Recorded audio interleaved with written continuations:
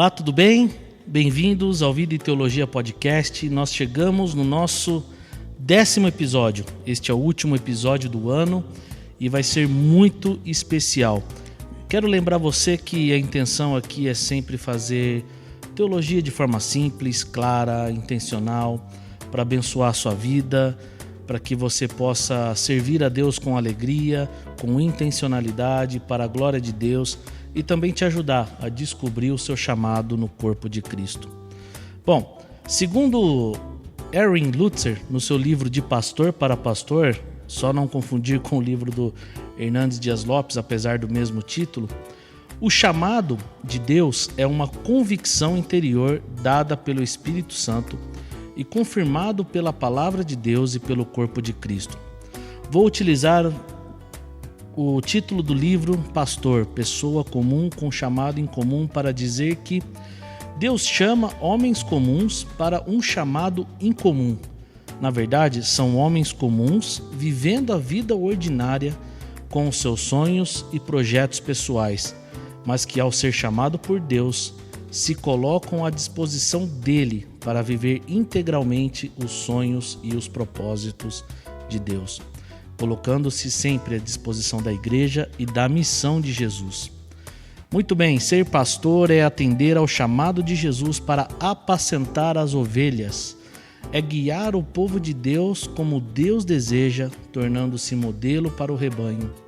É a união da vocação e o chamado em um único propósito, o reino de Deus. É se tornar um mestre sem deixar de ser discípulo. É cuidar do rebanho do Senhor sem deixar de ser uma de suas ovelhas. É pregar a mensagem que traz sentido à sua vida e à vida do próximo. É ter paixão por vidas que, de certa forma, ama mais o próximo do que a si mesmo.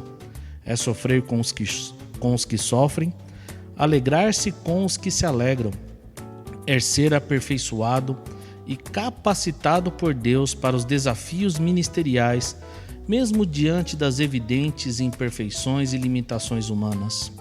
É ensinar, aconselhar, discipular, exortar e caminhar com o povo de Deus para que sejam aperfeiçoados em Cristo. É levantar o caído, sentir as suas dores, suas lutas e levar a mensagem que cura e transforma. Enfim, o ministério pastoral é uma vida rica em desafios, responsabilidades, alegrias, mas também é uma jornada de muitas lutas. Por isso, no episódio de hoje, nós vamos falar sobre a vida e o ministério do pastor, com uma presença especial do meu pastor há mais de 20 anos, praticamente 25 anos, Reverendo Noidi, pastor há 47 anos, ordenado em janeiro de 1975, bacharel em teologia, formado pelo Seminário da Igreja Presbiteriana Independente em São Paulo, hoje conhecido como AFAT-PI, foi secretário executivo nacional da Igreja Presbiteriana Independente do Brasil, pastoreou diversas igrejas da IPI até plantar a Shalom, Igreja Evangélica da Paz, em 12 de novembro de 2000, na cidade de Campinas, hoje conhecida como Igreja Presbiteriana Shalom. É uma conversa para dividir histórias, experiências, desafios do ministério pastoral.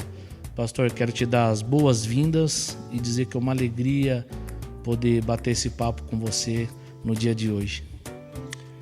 Prazer é meu estar com você, também poder me dirigir muitas pessoas, compartilhar um pouco do que Deus tem feito na nossa vida. E Daniel, uma honra poder ser Amém. Entrevistado por você. Amém.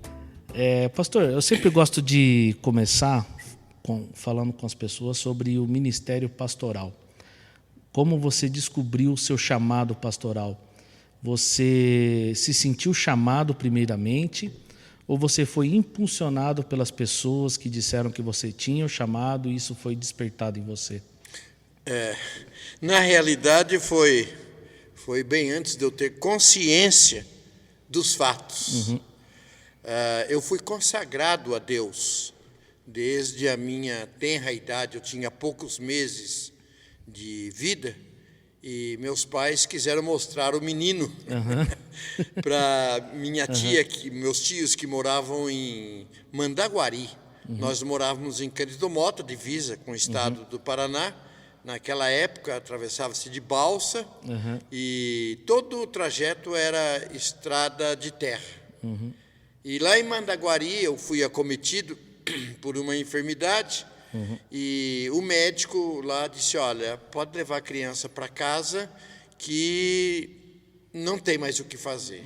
E a minha mãe disse, não vou deixar meu filho morrer na casa dos outros.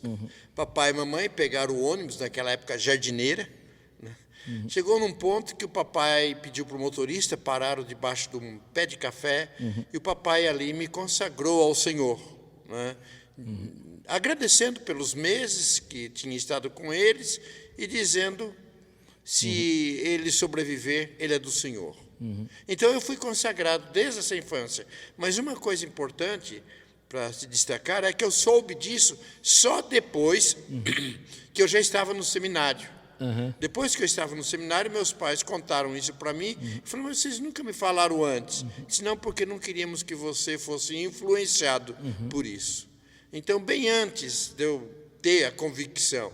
E é interessante também que, quando criança, os meus amiguinhos brincavam de caminhãozinho, de futebol, e eu brincava de igrejinha. Eu punha minhas irmãs, meus primos sentadinhos, e eu ia pregar. Não sei o que eu pregava, mas ficava ali na frente.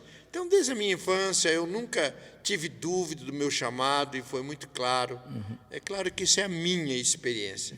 Para outros é diferente. Deus é criativo. Com certeza, e é interessante a gente ouvir essas histórias, porque cada um conta suas histórias de diferentes maneiras, e a gente percebe como Deus chama as pessoas de diversas maneiras, com diversas, vamos dizer assim, fatos diferentes, mas no fim, para o propósito de servi-lo. E uma das coisas que às vezes as pessoas confundem é se o pastor é um profissional, se é uma vocação ou um chamado. É lógico, quando a gente fala de advogado, médico, né, engenheiro, são profissionais do mercado. Mas e o pastor? O pastor também é um profissional, é apenas uma vocação ou um chamado? E completando isso, você já se sentiu alguma vez despreparado para o ministério, para continuar pastoreando? Ou teve algum momento que você percebeu que, bom, agora eu estou pronto, estou experiente o suficiente? Bom, em primeiro lugar, profissão, a pessoa escolhe. Vocação é escolhido. Muitas vezes vocação e chamado é colocado quase como sinônimo. Né? A vocação, ela vem do grego, kaleo, ou do latim, vocatione, não é? Que significa uma convocação, um chamado. O chamado, que vem do latim clamare, então é Deus chamando, Deus convocando. Por isso, a primeira coisa que a pessoa precisa antes de ir para um seminário, se apresentar, é saber se ele foi escolhido, saber se ele foi chamado por Deus. Não é? É claro, alguns exercem como profissão. Pode até pregar bem, falar bem e tal, mas se ele não é chamado, ele vai se frustrar e vai frustrar outras pessoas. Quanto à segunda questão, se eu estou preparado, como que é a pergunta? Se você em algum momento já se sentiu despreparado para o ministério? Pode fazer diferente? Se em algum momento eu já me senti preparado. Né? A gente está constantemente se preparando, buscando a Deus. É difícil, eu acho que o dia que a pessoa falar, eu estou prontinho, estou preparado, aí é o fim. E quando você sobe para pregar, o frio na barriga, porque a gente que é novo, toda vez que vai pregar, dá aquele frio na barriga, a gente fica nervoso, tudo. Esse nervoso e esse frio, você sente até hoje? A gente se relaciona familiar, sua família é minha família, a minha é sua, e a sua família, muitas vezes, principalmente a sua avó, quando eu estou lá, ela fala, pastor, vai pregar hoje, né? Porque é realmente uma tensão. Eu tive o privilégio de ser professor na faculdade de Direito. Eu sei mais bíblico do que direito, principalmente hoje. Mas eu sofria muito mais para pregar do que para dar aula na faculdade de Direito. Porque para pregar, eu penso algumas coisas. Primeiro, tem que vir de Deus, o que Deus quer. Segundo, eu penso assim, as pessoas saíram de casa, saíram para louvar a Deus, para adorar, mas também saíram em busca de uma palavra de Deus. E aí a gente tem essa responsabilidade de ouvir de Deus e transmitir. Eu creio nisso, cada vez que eu vou pregar. Amém. E já são 47 anos pregando, 47 anos de ministério, que deve completar no ano que vem, né? Janeiro. 4 de janeiro. 4 de janeiro. Quase 48. E provavelmente você teve muitos momentos marcantes ao longo desse ministério. Você consegue dizer qual foi o momento mais marcante que você teve ao longo desses 47 anos? Olha, você disse bem, são muitos momentos marcantes. E positivos, porque os negativos Deus coloca no meu coração e muitas vezes a gente fala, nem lembrava mais. Muitos momentos positivos. Eu vou dizer o que está mais relacionado com a gente, né? Quando nós iniciamos a Shalom, né? Você fazia parte. Quando nós iniciamos a Shalom, foi um susto. A gente estava ali na frente da igreja, do hotel, que nós iniciamos no hotel, pastor Edilson e eu, ali naquela expectativa, como que vai ser? Como que não vai ser? Não é? Eu já tinha plantado outras igrejas, mas aquela era especial. Então, a Shalom é um momento especial na minha vida. Amém. Marcou e nunca vou esquecer daquele dia e dos dias que Deus tem tido. Deus tem nos dado, aliás, nesses anos todos, 22 anos. Amém. E nós vamos chegar lá sobre os 22 anos. E ao longo dessa sua jornada pastoral, são 4 décadas, quase 5, provavelmente você já passou por muitos desafios e transformações da própria sociedade que deve ter desafiado o seu ministério.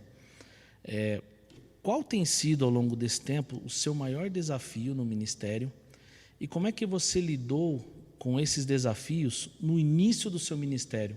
Foi preciso fazer escolhas difíceis? E o que tem te encorajado? Bom, sempre tem desafios e sempre decisões difíceis. Mas eu louvo a Deus porque desde cedo eu aprendi dos meus pais e da minha família, que tem muitos pastores, e Deus foi tão bom que deu para mim também uma esposa que tem o coração no Senhor. Então, os nossos desafios são todos levados a Deus em oração, clamando, pedindo. Eu procuro não tomar nenhuma decisão.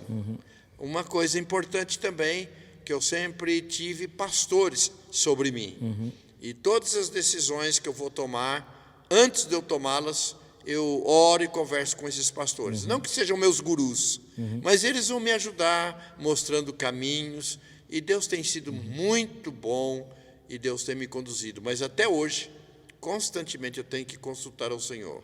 No início do meu ministério, eu comecei muito novo, comecei com 22 anos. Com 22 anos. Mas Deus cercou-me também de presbíteros, de pastores, sempre me encaminhando dessa forma.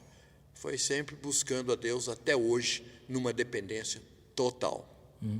A sua primeira igreja ela foi em Cândido Mota, certo? Foi em Cândido Mota. E seu pai era presbítero da igreja lá, né? Meu pai era presbítero. Como é que foi essa experiência de você ser o pastor de uma igreja onde seu pai foi presbítero? Meu pai era presbítero, minha mãe diaconisa e minha prima tesoureira. E a minha tia, professora da escola dominical. Mas meu pai era um homem muito simples, mas um homem de Deus. Quando eu assumi o ministério em Cândido Mota, papai já era presbítero por vários anos, e ele falou, eu vou pedir licença do presbiterato para que você fique bem à vontade. Então ele pediu licença, e é interessante que na igreja o papai me chamava reverendo senhor, minha mãe, reverendo senhor. Eu falei, mas que isso? Ele disse, não, aqui você é o nosso pastor. Então foi bem marcante isso e o apoio que eles me deram. Amém. Agora, pastor, a gente passou aí de 2020, 2021 e parte desse ano com um desafio que talvez a nossa geração nunca tenha enfrentado, que foi a pandemia, né? E eu creio que a pandemia ela desafiou a igreja pelo fato dela ter ficado fechado. A gente precisou reaprender a ser igreja sem poder estar juntos. A gente precisou fazer readaptações na maneira de pastorear, na maneira de fazer os cultos de forma online, até da prática da comunhão, que por mais que a gente faça boas coisas online, nunca substitui aquilo que a gente faz fisicamente, estando juntos. Para você, particularmente, essa experiência deve ter sido muito marcante. Como isso desafiou o seu ministério? Quais foram os desafios que você teve que enfrentar para continuar pastoreando a igreja e cuidando das ovelhas nesse tempo que ficou tudo fechado?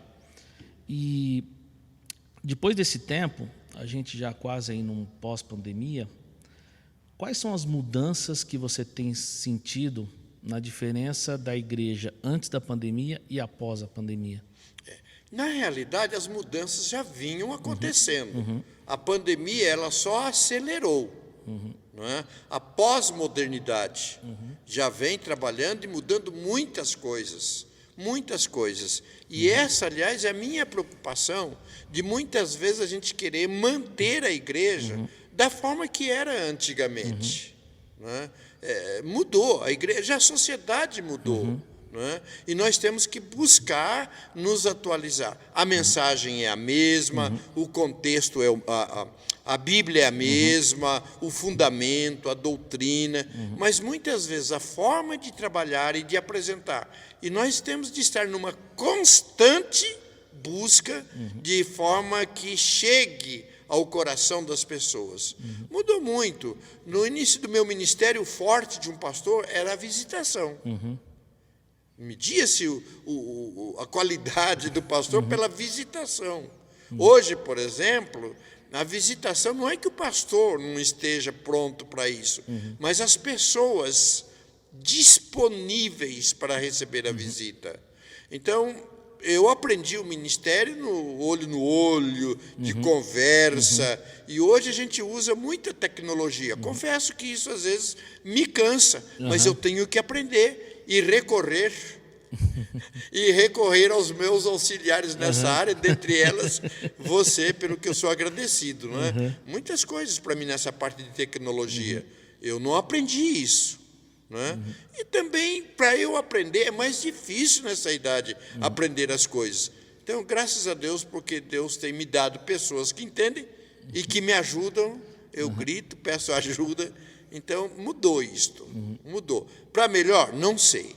Porque eu, particularmente, eu creio que o pastoreio se faz presencialmente, olho no olho, porque você conversa, olho no olho, você vai olhando, a pessoa vai abrir o coração. Vai abrir o coração. E você pode ministrar de uma forma mais clara. Mesmo toque, sabe? Mesmo toque, eu sinto que é importante. Você vai orar, impõe as mãos, põe a mão no ombro. A pessoa sente a presença, o companheirismo e o amor. Amém. Uma das coisas que eu tenho sentido é que são duas coisas. Parece que as pessoas se entupiram de atividades e, ao mesmo tempo, elas se tornaram mais carentes, né? Durante a pandemia, né? Então, as pessoas sentem mais falta da presença do pastor, mas, ao mesmo tempo, se entupiram de atividades, né? Então, o online consumiu as pessoas e, muitas vezes, isso tem atrapalhado a vida delas a viver a igreja de forma genuína e presença física, né? Assim como toda profissão, e eu posso falar por mim, na minha profissão trabalho com TI, a gente sempre tem tarefas que são difíceis, tarefas que a gente gosta de fazer, mas tem coisas que a gente não gosta de fazer. E no ministério também existem coisas que a gente não gosta de fazer. Não creio que seja diferente. Todo caso, elas são necessárias. A gente não tem muito, às vezes, como fugir dela. O que você não gosta de fazer, mas teve que fazer durante o seu ministério? E como você lida com essas tarefas difíceis? A gente foi treinado, praticamente preparado para ser um clínico geral. Né? Um clínico geral. Uma coisa que sempre me marcou muito é quando eu tinha ou tenho que trabalhar com pessoas que têm algum distúrbio mental, emocional. Por exemplo, eu tinha dificuldade de fazer visita para pessoas que tivessem esse tipo de problema. Né? Me afetava muito, me afetava muito. Mas a gente tinha de enfrentar e trabalhar. Né? É basicamente isso, eu não sei. Deus me abençoou tanto no ministério que sou tão apaixonado que mesmo aquelas coisas que talvez... Tem algumas coisas que a gente é mais forte, outras nem tanto, mas eu fazia e faço com tanta paixão, com tanto prazer, que eu gosto. Amém, amém. E é lógico que quando o senhor sai do seminário, você não sai pronto. Né? E, então são qualidades que muitas vezes você ainda não tem, mas que você precisa procurar a se desenvolver ao longo do ministério. Quais são as qualidades que você procurou se desenvolver ao longo do seu ministério para promover o bem da igreja que você pastoreou? E qual é o segredo de permanecer firme no ministério por tanto tempo, 47 anos? E quais são as características que você enxerga num bom pastor? Essa pergunta é muito importante, principalmente a primeira parte. No seminário, a gente tem uma vida acadêmica. Estudo, e a teologia é apaixonante.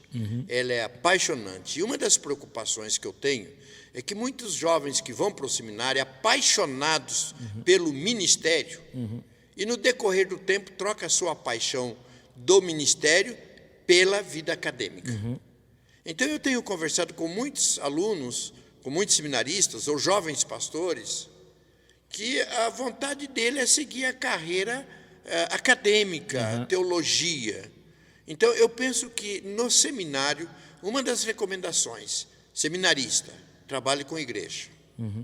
Segundo, tenha um pastor, um discipulador com ele. Eu senti muito essa falta no início do meu ministério, porque eu era um menino com 22, 23 anos. Eu tive várias ajudas. Dentre elas, eu quero destacar a CEPAL, que é Serviço de Apoio aos Pastores e Líderes.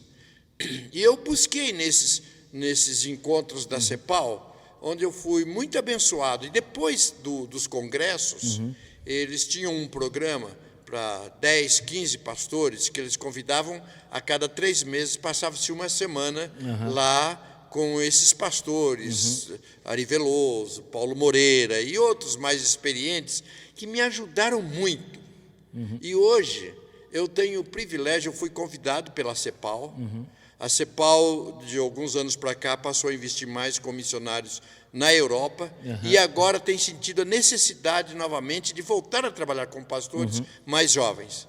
E eu tive o prazer de ser convidado. Hoje eu sou missionário da CEPAL também, para trabalhar com pastores.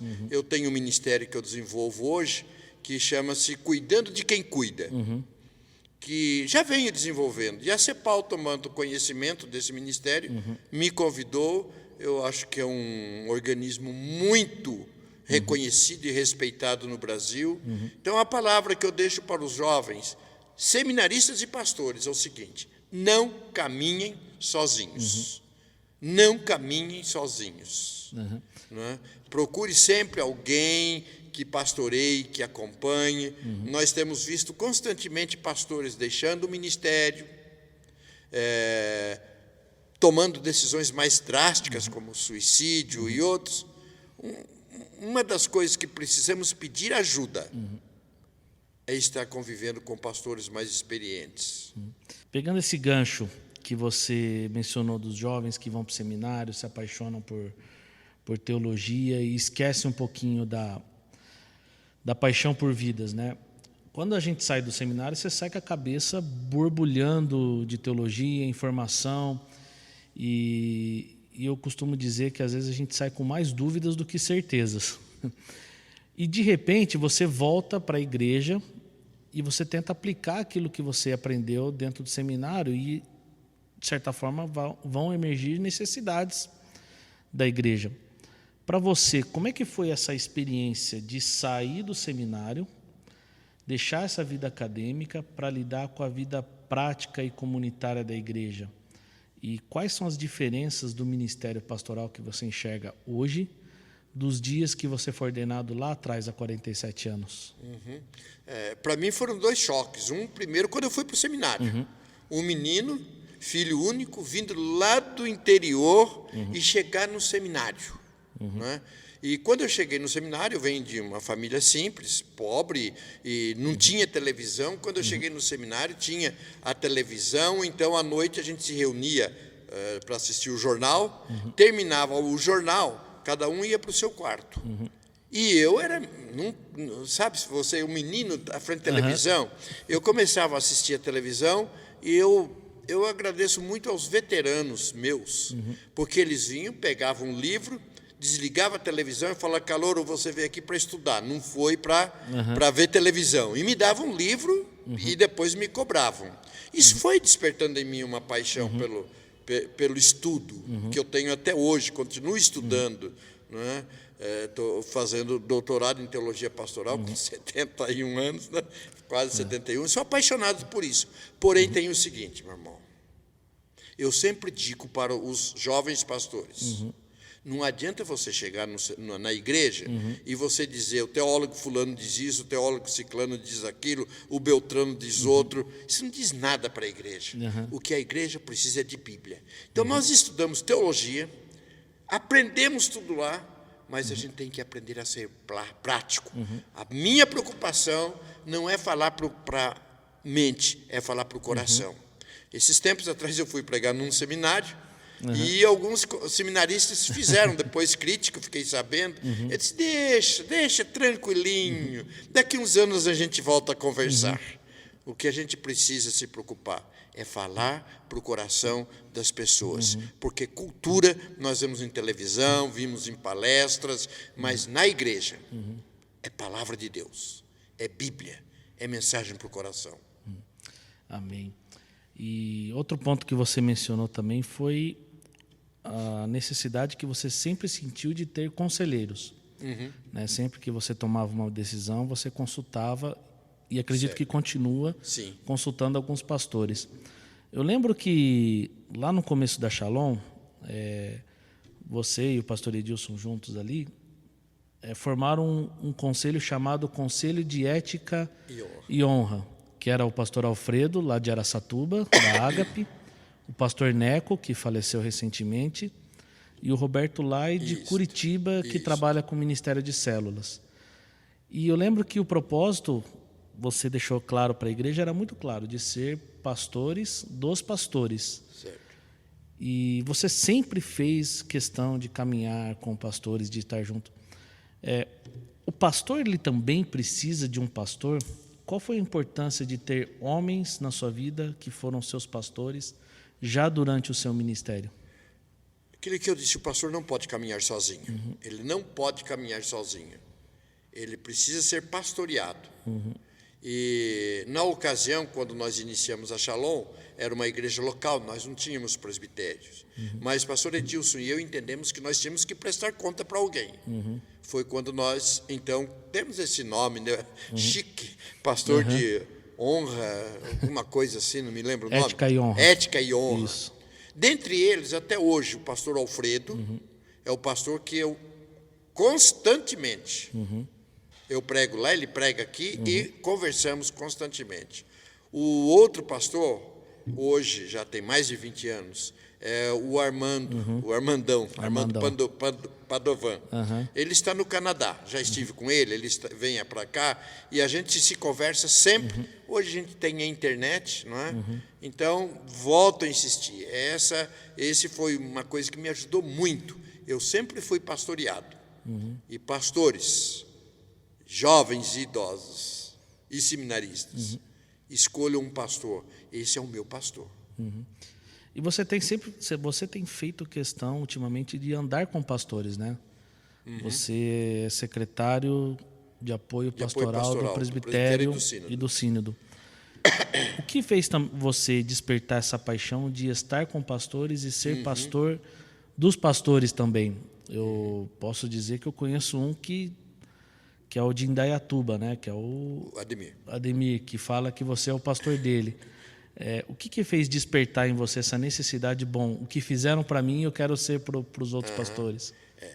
Há alguns anos, eu venho pensando, vai chegar numa época do meu ministério pastoral que eu estar à frente de uma igreja local, eu não vou ter a mesma disposição. Por exemplo, eu sempre gostei de estar com jovens, acampamentos. Eu não tenho mais essa disposição de dormir no chão, de entrar, ficar na fila. Não é questão de luxo, nada, é a idade. Mas eu comecei a orar, pedir para Deus. Pedir para Deus como que eu poderia trabalhar. E comecei também a ver a necessidade. Porque eu sempre digo o seguinte, quando a ovelha tem alguma dificuldade, ela corre para o pastor. E quando o pastor tem necessidade? Então, há anos eu digo assim, eu quero ser aquele velhinho, ainda demora, mas eu quero ser aquele velhinho que quando um pastor dizer, poxa, eu preciso conversar com alguém, preciso de alguém que ore comigo, eu vou procurar o Noidi. Não é? Então, Deus foi colocando isso no meu coração e hoje eu tenho paixão, porque eu sei qual é a dor do pastor, eu sei quais são as dificuldades dele. Então, eu quero estar à disposição. Eu disse para você, continue estudando, minha leitura hoje é focada nisso, para poder ajudar aqueles que ainda estão na batalha, no trabalho. Não que eu não esteja, eu continuo sendo pastor. Eu sou pastor auxiliar, eu era o pastor da igreja, veio um seminarista, licenciado, ordenado, e há 2 anos atrás eu falei, você assume a presidência e eu vou ser seu auxiliar. Mesmo porque, Daniel, eu tenho muita dificuldade de aceitar qualquer tipo de trabalho de alguém que não esteja ligado à igreja local.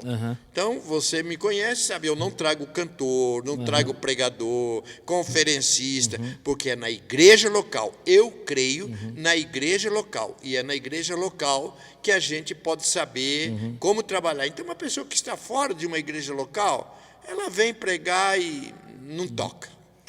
Legal. E aí você tocou num ponto interessante, que como é fazer teologia na vida acadêmica, no seminário, e fazer teologia no chão da igreja? Eu digo no chão da igreja porque eu creio que na igreja são onde surgem as necessidades ministeriais da vida, as exigências que ocorrem dentro do ministério. Como é caminhar no dia a dia da comunidade, fazer teologia a partir das experiências e também da vida acadêmica? Como é que as duas podem caminhar juntas? Podem caminhar juntas e devem caminhar juntos. São 2 perigos. Um, quando o pastor só tem vida acadêmica e não tem vida pastoral. Outra, quando ele só tem na pastoral, mas ele não estuda, ele não se prepara. As duas coisas têm que caminhar juntas. As duas coisas têm que caminhar juntas. Eu estudo e estou com a ovelha. Eu pastoreio, eu alimento, mas ao mesmo tempo eu preciso ser alimentado, me atualizar. Até hoje eu estou constantemente com um livrinho debaixo do braço, me preparando, estudando, me alimentando. Principalmente, no meu caso, eu estou há 22 anos numa igreja, mas com as ovelhas há 25. Então, se você não estuda, você fica repetitivo. Sim. Sempre a mesma coisa, sabe? Eu conheço alguns pastores, poucos pastores, que ele tem uma série de mensagens. Quando termina, ele vai para outra e repete tudo. Não é? Então, o gostoso é buscar de Deus. Muitas vezes eu vou pregar e de um momento assim, a Deus fala, bem, você tem tantas mensagens, eu não sei pegar da gaveta e repetir. Tem que passar pelo coração. Então, o acadêmico e o pastoral precisam caminhar juntos. Assim como a piedade, a oração.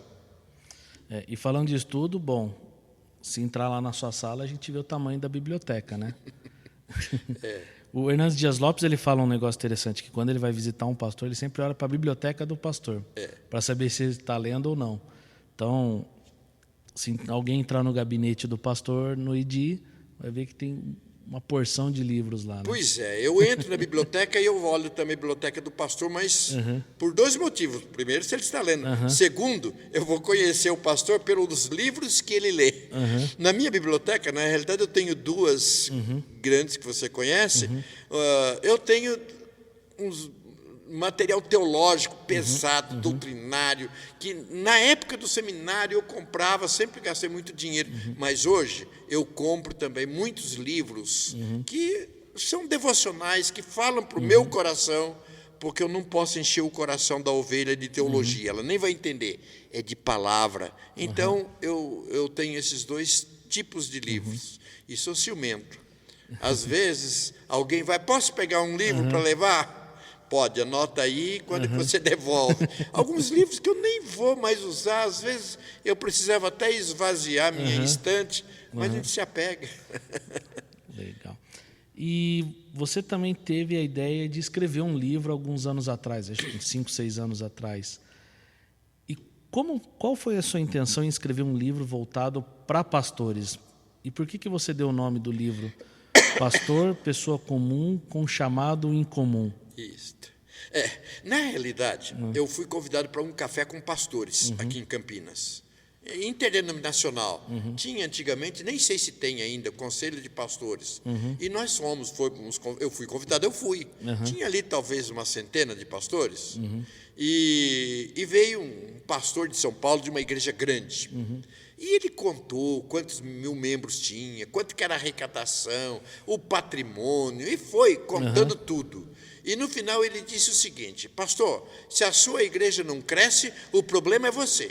A melhor coisa que você tem é pegar a sua mala e ir embora. Não deu outra, eu peguei minha mala e fui embora. E eu olhei ali, eu conhecia quase que todos os pastores e vi pastores de igrejas não grandes, mas sérios, homens de Deus. E eu fiquei pensando, eu falei, poxa vida, esses homens vêm aqui para ser alimentados, e eu vi um desaforo desse.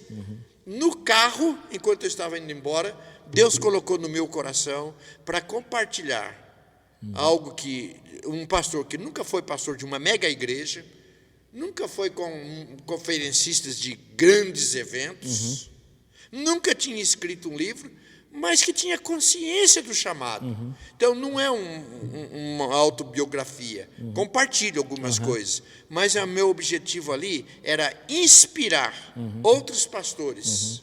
Porque o que você tem muito de livros sobre pastores, a grande maioria é tradução, é de livros de pastores americanos. Você está cansado?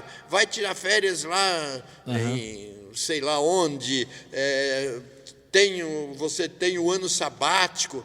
Eu digo, aqui no Brasil, se você tirar um ano sabático, você pode tirar também o domingático, segundático, porque quando você voltar não tem mais lugar. Então não existe, são culturas, experiências diferentes.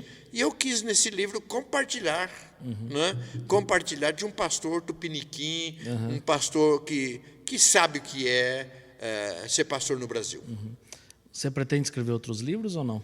Então, eu tenho vontade. Eu pensei que eu, sendo pastor auxiliar, eu ia ter mais tempo, mas eu estou com tantos sonhos e projetos, mas eu gostaria de escrever, estou levantando material, sobre prepare-se para a sua jubilação. Porque os pastores não se preparam para isso. E, às vezes, chegam numa idade que ele cansa, que ele quer parar ou diminuir o seu ministério, e não tem como. Ele precisa se preparar financeiramente, ele precisa se preparar emocionalmente. Né? Eu chego hoje na igreja que eu plantei, eu sento no banco ali, eu faço o que o meu pastor pedir para fazer. E muitas vezes coisas que eu faria diferente, mas eu tenho que saber. Então, e vários outros tópicos. Né? Eu gostaria de preparar, sim, os pastores para a jubilação, inclusive os jovens, porque vão ficar velhos, se Deus quiser. Amém. E nesse livro que você escreveu, tem um pedaço que você conta de uma situação difícil que você viveu no ministério, e lá você relata que nesse momento que você passava, você chegou a achar que seu ministério havia acabado. E, ao mesmo tempo, você relata e testemunha no livro que a sua família e amigos, pessoas próximas, foram importantes nesse processo para que você permanecesse firme no ministério. E aí fica a pergunta, né? Eu sei que você já respondeu essa pergunta para alguém que hoje é pastor, inclusive. Né? Inclusive, nós estamos na igreja que ele hoje pastoreia. Você já pensou em deixar o ministério? E pastores lidam com muitas crises no ministério. E nesses dias que a gente vive, você até testemunhou que tem muita gente abandonando o ministério, deixando de ser pastor e, em alguns casos, indo para uma atitude mais radical. Diante dessas experiências que você viveu, como que você acredita que outros pastores podem resgatar os seus ministérios, a paixão pelo pastoreio e revitalização do chamado? Poxa, são várias perguntas. A primeira delas, que quando eu tive aquela crise, na realidade, eu tive 2 momentos de depressão, não é? 2 momentos de depressão. Quando eu falo do pastor, tem um pastor que o acompanhe. Na primeira experiência, foi bem drástico, porque chegou um jovem, mas eu tinha feito o casamento dele, era bem conhecido. Ele entrou no meu gabinete e ele disse: pastor, o senhor ficou de fazer tal coisa e o senhor não fez. Eu, como era bem amigo, filho de pastor, eu disse: olha, você tem razão, eu não fiz, eu não estou legal, eu estou com depressão, eu não tive forças para fazer. Ele olhou para mim e disse: na minha empresa, eu sou pago para fazer o meu trabalho. E o meu patrão não quer saber se eu estou com depressão ou não. Eu falei: você tem razão, está certo. Eu quis que alguém que não fosse pastor entendesse o coração de pastor. Né? Então, esse foi o momento. O segundo momento foi aqui em Campinas. Eu estava, o pastor Edilson estava deixando a igreja de Campinas. Eu já não estava muito legal e ele deixando. E eu me abati muito. Foi um segundo momento de depressão. Né? E eu fiquei 3 dias chorando, né, na minha cama. Meu sogro estava em casa. Quando ele foi se despedir, eu cobri a cabeça com lençol, de tanto que meu olho estava, sabe, chorando. Mas no domingo de manhã, meus 2 filhos e minha nora foram ali, ajoelharam-se e falaram: pastor, sabe, papai, a Camila, acho que você conhece. Um pouquinho. E eles falaram: para onde você for, saiba que vocês têm 3 ovelhas. E naquele dia, era um domingo, eu saí para almoçar. E lá estava, não sei se você conhece, o Pedro Bartolo, a Silvana e o Daniel. Conheço pouquinho também essa turma. E eles falaram: para onde o senhor for, como pastor, o senhor tem aqui estas ovelhas. E aquilo me encorajou. Eu levantei. Então, uma coisa, algo importante que eu falei, que é ter pastor, mas ter uma família que lhe dê suporte. E eu louvo a Deus porque eu tenho uma família que sempre me deu suporte. Se eu já pensei de deixar o ministério, uma vez o Silvano, quando era seminarista, ainda me perguntou: pastor, o senhor já pensou em deixar o ministério? Muitas vezes. Mas eu dispenso rapidinho. Por quê? Porque da consciência do chamado de Deus. Amém. E entrando nessa questão de família, no último capítulo você fala especificamente da esposa do pastor. E qual é a importância da Deise no seu ministério? E que conselho você dá para as esposas que estão com seus maridos no início de ministério? A gente precisa pensar 2 coisas. O pastor que tem o chamado vocação tardia, já era casado, ele foi para o seminário. Precisa entender que a esposa não casou com um pastor. Casou com um advogado, um professor, sei lá, que outra profissão. Precisa acompanhar isto. Segundo lugar, para os jovens que ainda não são casados, precisa orar e pensar muito. Eu me lembro quantas vezes, lá na capela do seminário, eu ajoelhado atrás do púlpito, pedindo para que Deus preparasse para mim uma esposa. E a Deise é uma bênção, uma mulher de Deus. ela abriu mão da sua vida profissional, trabalhou a vida toda, mas abriu mão de promoções e sempre me acompanhando no ministério. A Deise, eu acho que vale a pena até uma hora você bater um papo com ela aqui no podcast, que ela pode ser muito usada para a esposa de pastores. Assim como o chamado pastoral é diferente, o trabalho do pastor, a esposa, a família, a casa pastoral, ela é diferente. Amém. Deise, está anotado, viu? Se você estiver ouvindo, pode se preparar aí. Ela vai ficar brava de eu colocar ela nessa. E, pastor, lá em 2012, eu lembro que você convidou vários homens da igreja, chamou para uma reunião, falou um pouquinho sobre as responsabilidades da liderança. Eu lembro que o senhor passou até um vídeo para a gente assistir, e você convidou esses homens para serem presbíteros da igreja.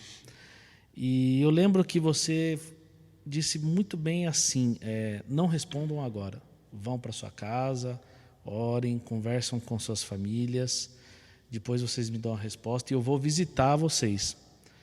E você visitou as famílias que responderam positivamente e você foi visitar, inclusive você foi na minha casa.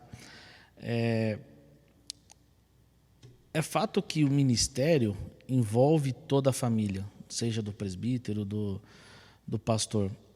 É inegável que para o pastor exercer o seu chamado, a família tem que estar junto, tem que estar ao lado. E é evidente como a Deise, a Camila, o André, o Lucas sempre estiveram ao seu lado. Qual a importância do envolvimento da família do pastor? E como você concilia vida pessoal, familiar e ministerial dentro de tudo aquilo que você tem que falar? E, para terminar, qual é a maior dificuldade que você vê na família de um pastor?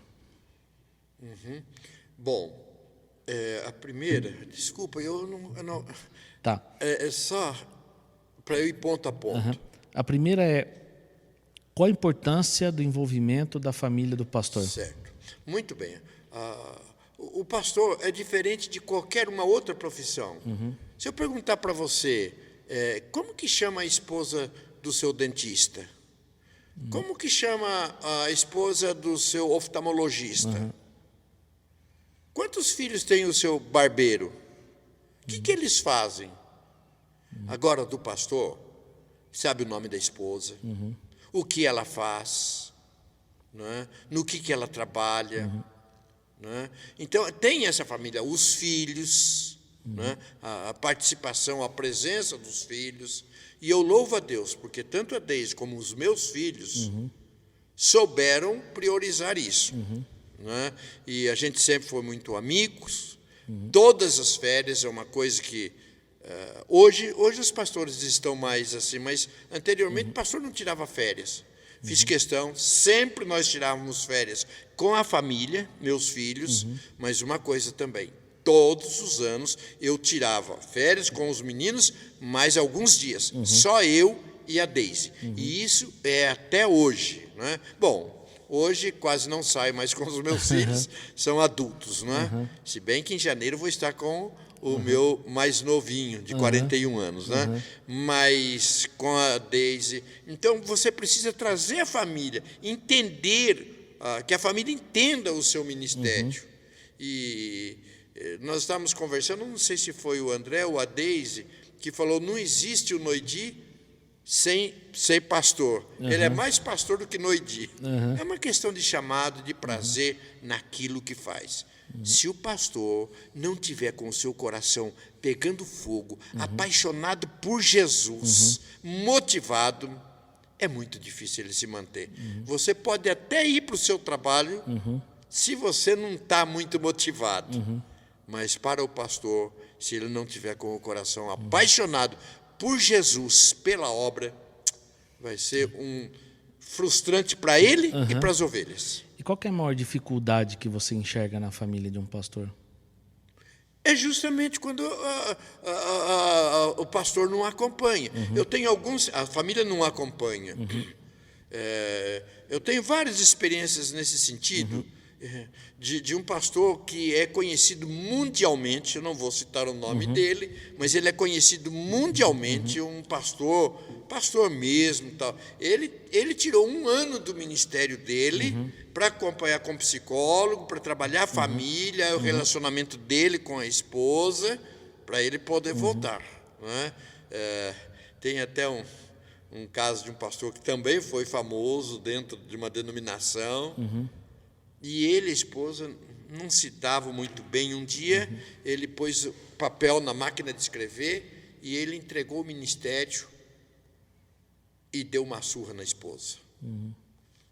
Entregou o ministério e deu uma surra na esposa. A esposa veio e pediu perdão e disse: eu não sabia que eu era esse peso no seu ministério e eu jamais quero ser cobrada por um homem que tem o coração em Deus e no ministério. E esse homem foi conhecido, já faleceu, mas um grande pregador. Então, são muitas experiências. Por favor, meus colegas que estão me ouvindo, não tomem essa atitude. Né? Não tomem essa atitude. Às vezes a gente conta algumas experiências que talvez não devessem ser levadas a público. Né? Mas são das situações. Eu vou dizer, se não tiver a família no ministério, eu recomendo. Vai fazer outra coisa até acertar a família. Depois volta para o ministério, porque senão não dá. A base do meu ministério, em primeiro lugar, é Deus. Segundo, é minha família. Quantas vezes eu fui falar para casais, quantas e quantas vezes eu perguntava para os meus filhos: posso ir? Tem autoridade para ir? Agora eu quero que vocês orem por mim. Mudando um pouquinho, 12 de novembro de 2000, você mencionou já um pouquinho, e a gente teve a experiência de começar a Shalom lá no Nacional Win. O que você lembra daquele dia? Qual que era a sua expectativa para aquele primeiro culto? E 22 anos depois, como é que você enxerga aquela data tão especial? E talvez aí seja interessante você emendar. Por que o nome escolhido foi Shalom? Na realidade, foi um choque. A gente não pensava nisso. Pastor Edilson e eu, a intenção era de iniciar uma nova... A dificuldade que tinha tido, onde o pastor Edilson estava como pastor, dificuldade mais com ele, alguns presbíteros até chegaram a falar comigo: pastor Edilson sai, o senhor fica, mas por uma questão ética, porque o pastor Edilson que tinha me trazido. Eu falei: não, onde ele for, eu vou. E a intenção era plantar uma nova igreja da mesma denominação. Mas questões que não vem o caso, né? Acabamos plantando, iniciando a igreja meio de susto, não foi planejado nada. E naquele dia, 12 de novembro de 2000, nós, pastor Edilson e eu, alugamos o auditório do Hotel Nacional Inn. Vou pedir para que eles... merchandise, ele fala o hotel. Não ia falar, mas acabei falando. Né? Então, fomos para lá, alugamos por conta própria, né? Não sabendo quem, como. Cada um que chegava era, sabe, aquela alegria, aquele prazer, e foi algo muito marcante mesmo.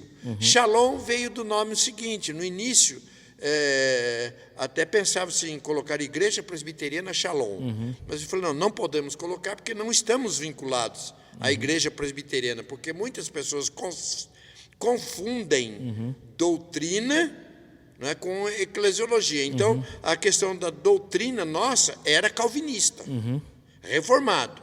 Né? Mas nós não estávamos vinculados ao presbitério. Presbiteriano, vinculado ao presbitério, não estávamos. Sim. Então ficamos Shalom. Por que Shalom? Paz. Nós queríamos paz. E depois, em 2015, acabamos tornando-nos Igreja Presbiteriana Shalom, agora vinculado à Igreja Presbiteriana do Brasil.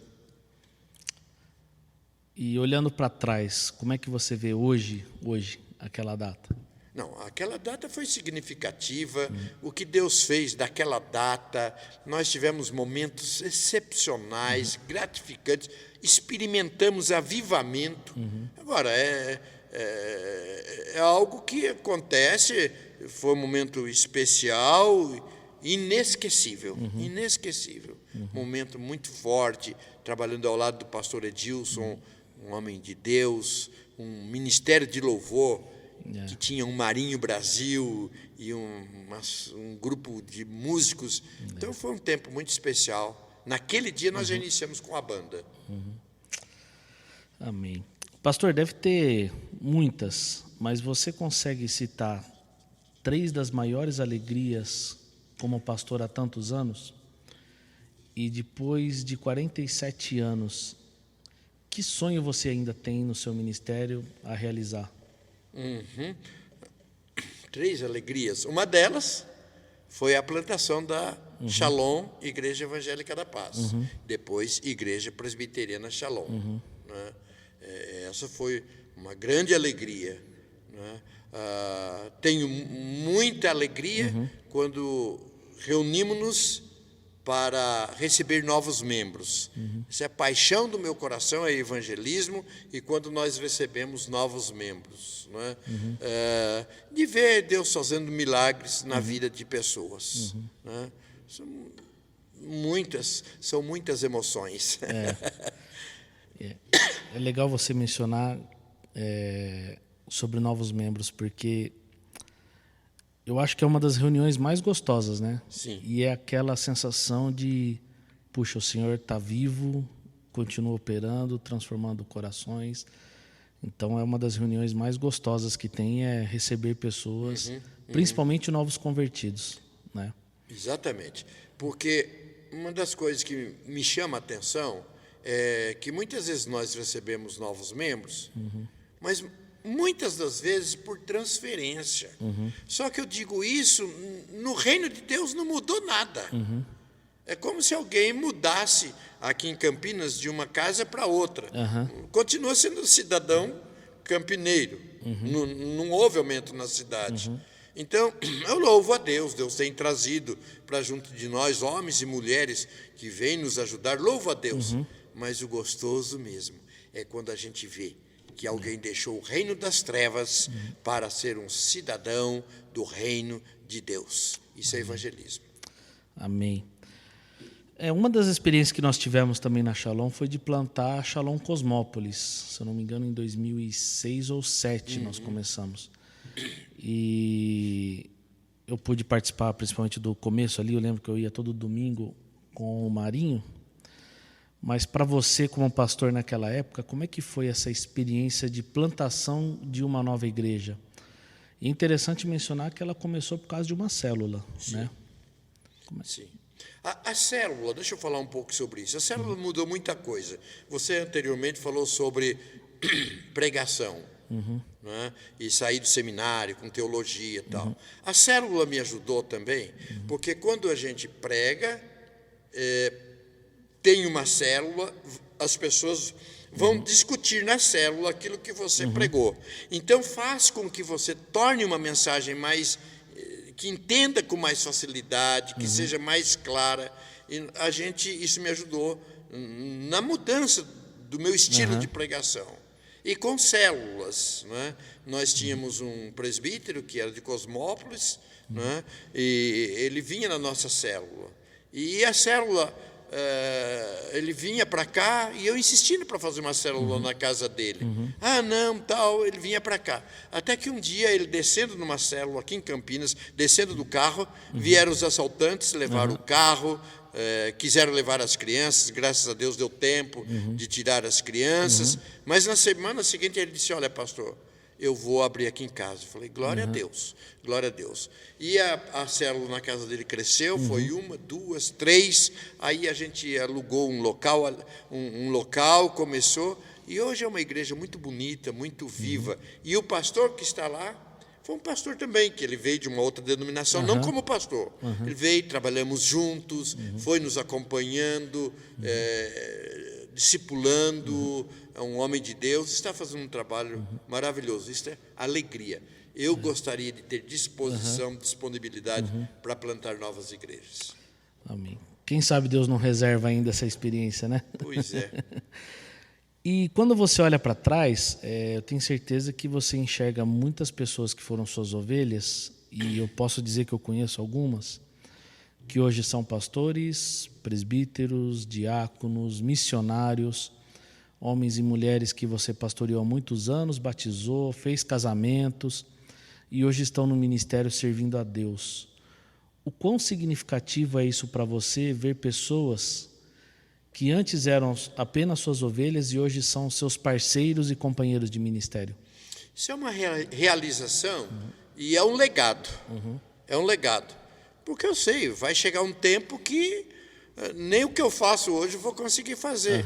Mas saber que está dando continuidade. E eu louvo a Deus, são mais de uma dezena de homens e mulheres, missionários, missionárias, né, que eu vejo fazendo trabalhos fantásticos, fantásticos, né, muito bom. Isso aí eu sou grato a Deus e uma realização que Deus me concede. Amém. Muitos dizem que você é um pastor à moda antiga, que gosta de visitar as famílias, estar com pessoas, principalmente no momento que elas mais precisam. Eu posso dizer por experiências particulares, quantas vezes você atendeu a minha família, né? Inclusive pegando o carro e viajando algumas centenas de quilômetros para atender. Você considera a visitação pastoral ainda importante? E você sente que hoje está mais difícil visitar as pessoas? E como a visitação moldou o seu ministério e a sua pregação ao longo dos anos? Primeiro eu quero dizer que eu não entendo que seja um pastor à moda antiga. Isso é ser pastor. Pode estarmos numa pós-modernidade, a pandemia trazer tudo isso, mas aquilo que eu falei no início, o pastor precisa ter cheiro de ovelhas, ter prazer de estar com as pessoas. Às vezes, hoje, com toda essa tecnologia, fica-se preso à tecnologia, a tantas coisas. Mas, para mim, isso não é ser a moda antiga, não. É a moda que Jesus utilizou, que Ele ensinou e que eu penso que tem. É estar com a ovelha.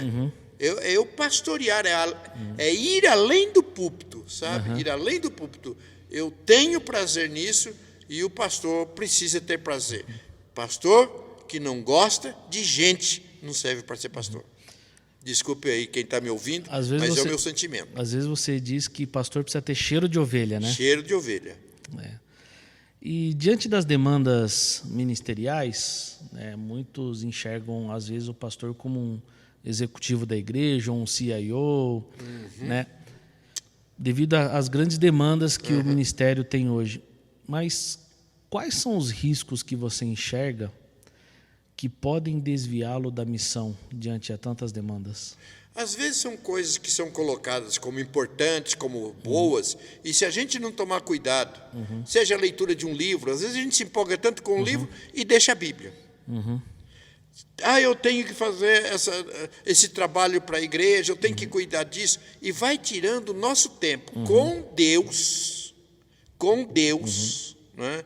Eu tenho o hábito seguinte, eu tenho a minha mesa onde eu estudo, mas quando eu vou fazer a minha devocional todos os dias, eu saio da minha mesa. Eu tenho a minha Bíblia. Quando eu vou fazer a minha devocional, eu vou para outra Bíblia. Por quê? Não, esse é o momento meu com Deus. Este é o momento meu com Deus. Pastor precisa tomar muito cuidado, porque muitas coisas podem nos desviar do verdadeiro trabalho pastoral. E depois de 47 anos, qual é a sua oração e desejo para os próximos anos do seu ministério? Bom, primeiro eu não quero deixar de estar junto com uma igreja local. Já tive proposta para ser pastor emérito, só que o pastor emérito é um pastorzinho ali de ornamentação, tal e tal, para ser jubilado. Então, eu quero continuar. É claro que hoje eu não faço mais tudo que eu fazia numa igreja, de clínico geral, aquilo que é me delegado para fazer, mas eu tenho também uma paixão. E agora, junto com a CEPAL, de desenvolver mesmo esse trabalho com pastores, cuidando de pastores, junto a pastores, não é? Deus tem abençoado a minha igreja, a Shalom, que tem participado do meu sustento. Eu abri mão do meu munus, mas ela participa do meu sustento, Então eu posso me dedicar a esse trabalho. A CEPAL não tem remuneração, não sou remunerado. Né? Esse trabalho com pastores, muitas vezes eu tenho que ajudar alguns pastores. Né? Estou agora pensando numa maneira de fazer, de levantar recursos, não para mim, não para mim, mas para poder abençoar esse ministério com pastores que muitas vezes não têm condições financeiras. Então eu ainda vejo, não sei por quanto tempo, mas que Deus me dê saúde, capacidade, e o que eu vejo ainda é eu podendo ser usado por Deus para abençoar outros pastores. Amém. Uma última pergunta. Qual conselho o pastor Noidi, com 47 anos de ministério, daria para o pastor Noidi recém-ordenado? Ih, que pergunta difícil. Que pergunta. Hoje eu sei aconselhar os outros. Aconselhar a mim é difícil. Mas eu dou graças a Deus porque o meu conselheiro, Deus, sempre me encaminhou, mesmo nas minhas dificuldades, e talvez até nas tantas falhas e erros, ele foi tão misericordioso que ele foi consertando, foi me ajudando, e eu dou graças a Deus por chegar a esse tempo realizado. Muitas coisas, eu acho que eu errei muito, muitas coisas que eu gostaria. Eu sonhei com uma igreja grande, com muitos membros, não para status, mas porque eu entendo o seguinte: quando a igreja está crescendo, é gente que Deus está tirando das trevas para a luz, não por transferência. Né? Sonhei, muitas coisas eu consegui, outras não, mas eu sou grato a Deus porque posso estar nessa idade com meu coração alegre e apaixonado por Jesus, cada vez mais, e pelo ministério. Amém. Bom, antes da gente encerrar, gostaria de fazer um bate-pronto com você. Pergunta rápida e resposta rápida. Qual o livro da Bíblia que você mais gosta? Eu gosto muito de Neemias.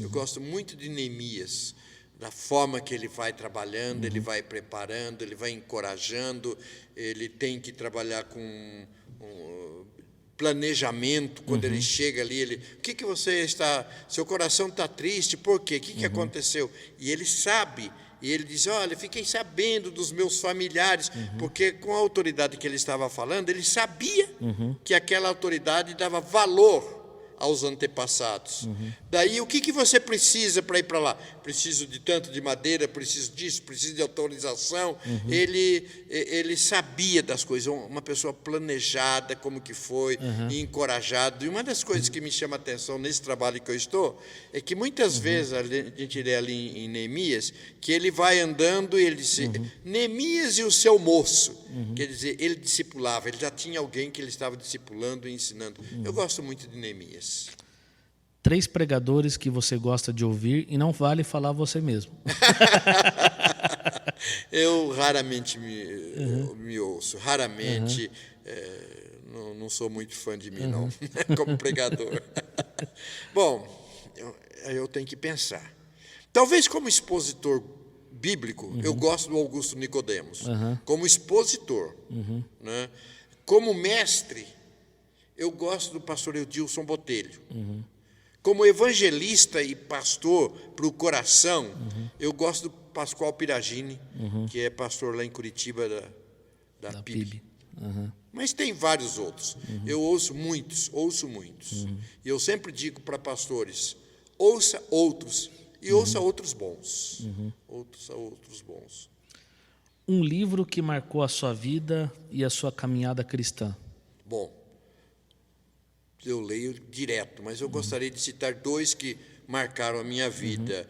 Um é Ser e Fazer Discípulo, do Juan Carlos Ortiz.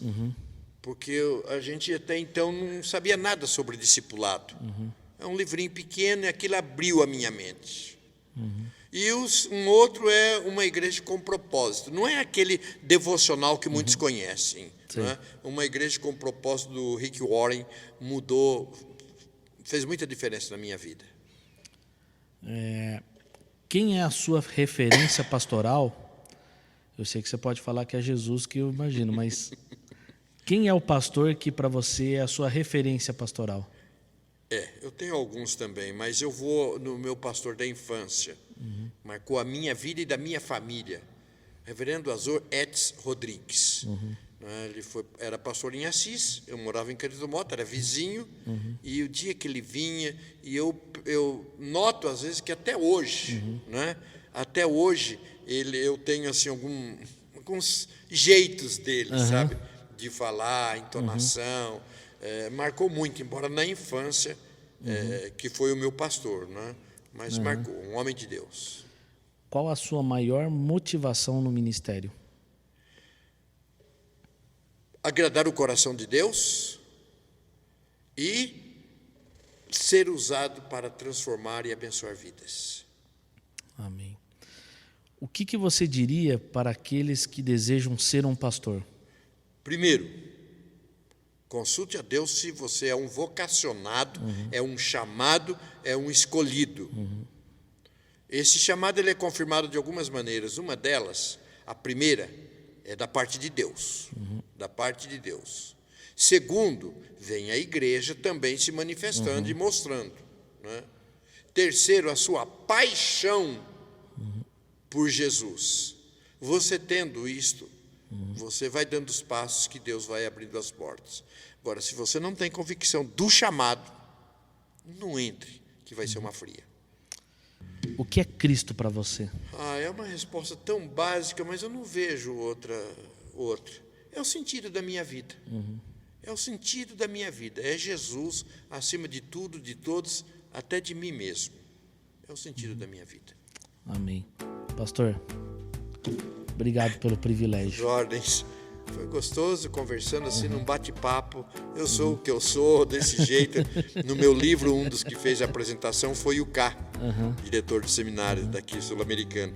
E ele escreveu algo interessante no livro. Ele disse: você conhece o pastor Noidi? Se você não conhece, é simples. Pega uma xícara de café, senta, abre o livro, que vai ser como se você estivesse tomando um café com ele. Eu tenho procurado assim, ser de uma maneira simples, que chegue aos corações. Amém. Foi um prazer estar com você aqui. Quero dizer que é um privilégio, é uma alegria e uma satisfação ter o meu pastor participando. E Deus sabe que eu sou muito grato à sua vida, não só pelo acolhimento que você teve com a minha família ao longo dos anos, mas pela pessoa, pelo referencial e pela inspiração que você é para mim, e eu tenho certeza que para muitos Para a glória de Deus. que certo. Obrigado mesmo. Glória de Deus. Amém. Obrigado. Se você gostou desse bate-papo, compartilha para aquelas pessoas que têm chamado pastoral, para os pastores ouvirem tantas experiências boas, para que eles possam ser abençoados. Você compartilhando, você também ajuda a divulgar o conteúdo. Deixa seu like, se inscreva no canal. E eu tenho certeza que muitas vidas serão abençoadas pelo bate-papo que nós tivemos aqui. E quero desejar também um Feliz Natal. Que Deus te abençoe. Que nesse Natal você possa lembrar daquele que veio a este mundo, viveu entre nós, foi até a cruz para morrer pelos nossos pecados, para nos dar a salvação, transformar a nossa vida e principalmente nos dar a promessa que um dia nós estaremos com Ele. Deus te abençoe e até o ano que vem, no próximo episódio, se assim Deus permitir. Um grande abraço.